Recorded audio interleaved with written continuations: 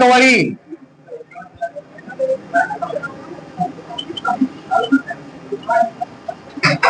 आईन ए अकबरी क्या है? सवाल है क्या?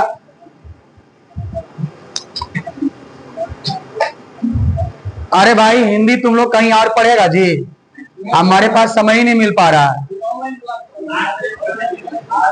8 बजे मेरा क्लास रहता है और इसलिए बोल रहे हैं ना। अच्छा ठीक है, अगर हम पढ़ाएंगे भी ना तो हम पढ़ाएंगे सितंबर के बाद। मेरा एग्जाम दो को आ गया, मेरा एक बीपीएससी भी आ गया और स्टेट भी आ गया, और इसलिए हमको खुद पढ़ना पड़ता है। हमको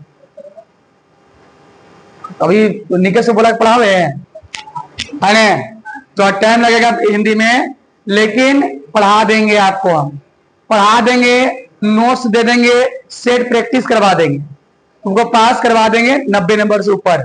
ये हमारी जिम्मेदारी। तो भूल जाओ, हिंदी कहना होगा ये भूल जाइए, हम करवाएंगे उसको। आईन अकबरी क्या है और इसके कितने भाग? सवाल है। तो भाई आईन ए अकबरी लिखे हैं अबुल फजल, जो अकबर के दरबारी कवि थे। इस किताब को पढ़ने से अकबर कालीन सामाजिक, राजनीतिक, आर्थिक, सैनिक व्यवस्था की जानकारी मिलती है, और इसे 5 भागों में बांटा गया है। इसका तीसरा भाग है अकबरनामा। अकबरनामा है तो लिखिए, पहले समझो फिर लिखो और फिर वीडियो देखो, नहीं कैसे याद होगा। लिखिए आईन ए अकबरी क्या है, इसे कितने भागों में बांटा गया, हो गया ना। लिखिए अब आईन ए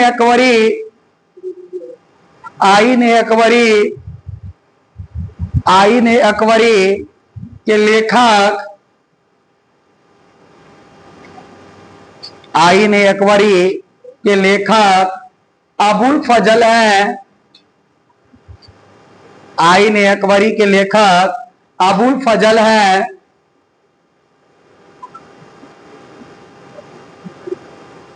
आईन ए अकबरी के लेखक अबुल फजल है।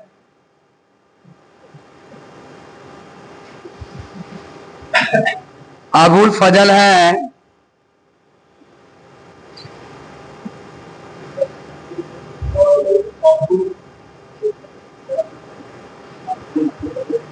अबुल फजल है जो अकबर के दरबारी कवि थे,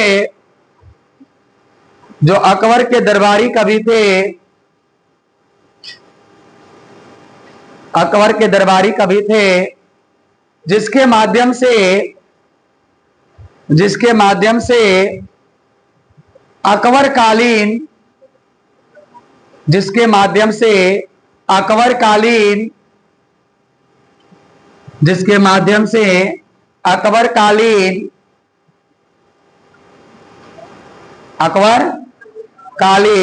सामाजिक आर्थिक राजनीतिक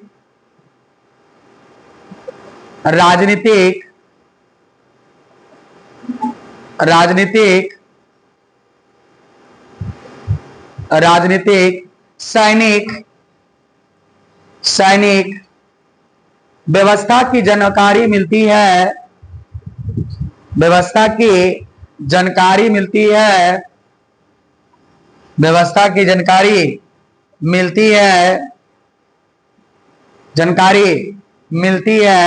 आईन ए अकबरी को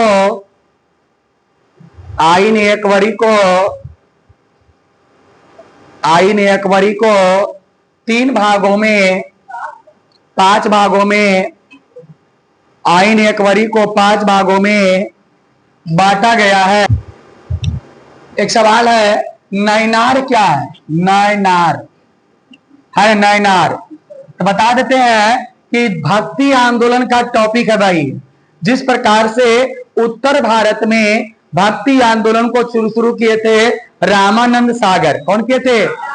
रामानंद सागर। उसी प्रकार से दक्षिण भारत में भी भक्ति आंदोलन की शुरुआत हुआ था, जिसमें 2 प्रकार के संत थे। एक थे अलवार संत और एक थे नैनार संत।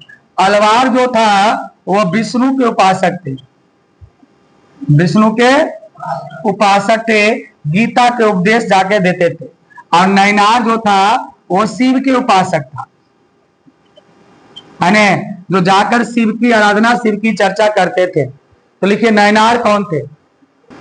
लिखिए दक्षिण भारत में दक्षिण भारत में दक्षिण भारत में भक्ति आंदोलन को बढ़ाने के लिए नैनार आए नैनार आए नैनार आए नैनार आए ए शिव को अपना ए शिव को अपना ए शिव को अपना उपासक मानकर ए शिव को अपना उपासक मानकर ए शिव को अपना उपासक मानकर इनकी भक्ति करते थे इनकी भक्ति करते थे इनकी भक्ति करते थे जिसमें जिसमें स्त्री और पुरुष जिसमें स्त्री और पुरुष दोनों होते थे जिसमें स्त्री और पुरुष दोनों होते थे दोनों होते थे। अगला सवाल क्या है।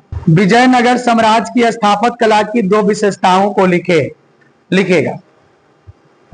विजयनगर की स्थापत्य कला की दो विशेषताएं निम्नलिखित है।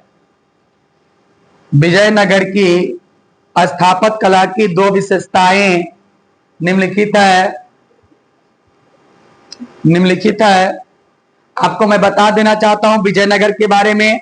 यह मध्यकालीन भारत है जो कि दिल्ली सल्तनत से हटकर दक्षिण भारत के कर्नाटक राज्य में आंध्र प्रदेश के क्षेत्रों में इसका बसावट था। इसकी स्थापना 1336 में हरियर और भुक्का नामक दो भाइयों ने किया था। और यह अपने स्थापत्य कला का मतलब होता है जो मकान थे, जो मंदिर थे, जो किला थे, उसमें नक्काशी पर विशेष ध्यान दिया गया था।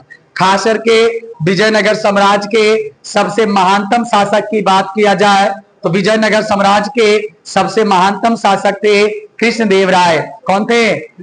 जो कि तुलु वंश से संबंधित थे। कौन वंश से थे? लिखिए पहला विशेषता लिखिए, मंदिरों के गोपुरम पर विशेष ध्यान दिया जाता था। मंदिरों के गोपुरम पर विशेष ध्यान दिया जाता था। मंदिरों के गोपुरम पर विशेष ध्यान दिया जाता था।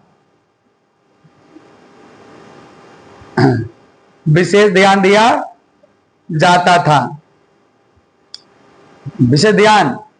अच्छा गोपुरम क्या था? गोपुरम का मतलब होता है प्रवेश द्वार। देखो 2 नंबर का आएगा कि गोपुरम का क्या अर्थ होता है। तो गोपुरम का अर्थ होता है प्रवेश द्वार। दूसरा लिखेगा, 2 को पूछ रहा है। दूसरा,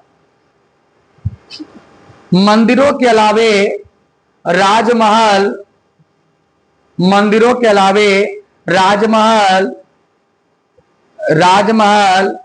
किला आदि पर भी मंदिरों के अलावे किला आदि पर भी स्थापत्य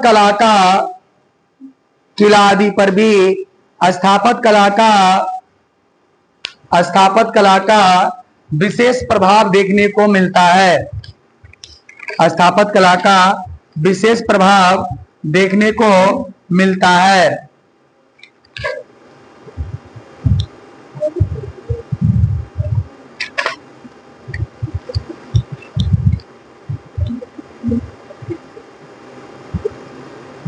एक सवाल है, महाराष्ट्र में भक्ति आंदोलन के 2 संतों के नाम लिखे। 2 नंबर कहा जाएगा जी। महाराष्ट्र में भक्ति आंदोलन के 2 संतों का नाम लिखे। तो एक संत थे नामदेव। महाराष्ट्र में 2 संत बहुत इंपॉर्टेंट है। 2 संत है, एक थे नामदेव और दूसरा थे तुकाराम। कौन थे? ये दो नाम लिखिएगा, 2 नंबर मिल जाएगा। और दक्षिण भारत पूछेगा तो रामानंद, रामानंद क्या पूछेगा? रामानंद पूछेगा। और दक्षिण भारत, उत्तर भारत में रामानंद, और दक्षिण भारत में अलवार नैनार, जिसे वीर मत के संस्थापक थे बसवन्ना। अलवार जो विष्णु के उपासक थे और नैनार जो थे शिव के उपासक थे। चलिए आगे आते हैं। एक सवाल है, हड़प्पा, हड़प्पा कालीन सिंचाई के 2 साधनों को बताइए। भाई हड़प्पा सभ्यता के लोग सिंचाई के लिए क्या करते थे? तो हड़प्पा सभ्यता के लोग सिंचाई के 2 साधन थे, एक नहर थे और दूसरा था नलकूप। कौन था? जो कुआं होता है उसे खद करके उसे पानी निकालकर खेत को पटाते थे। लिख लो, नल सिंचाई के नहर और नलकूप, बस नल और नलकूप।